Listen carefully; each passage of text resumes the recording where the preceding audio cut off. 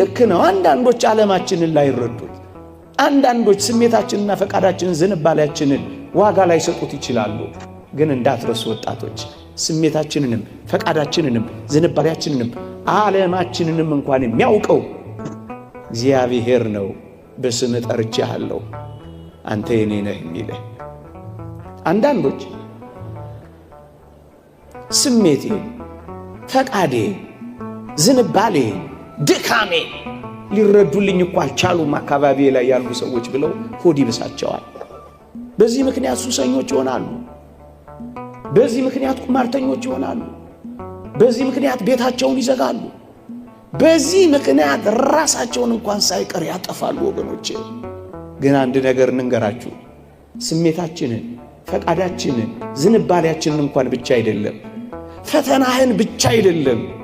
የተወደዳችሁ ኦርቶዶክሳውያን እንዲህ የሚል የእግዚአብሔር ቃል አለ፣ ከኃጢአት በቀር በነገር ሁሉ እንደኛ ስለተፈተነ ሊራራልን የሚችል ሊቀ ካህናት አለ ይላል ዕብራውያን ምዕራፍ 4 ላይ።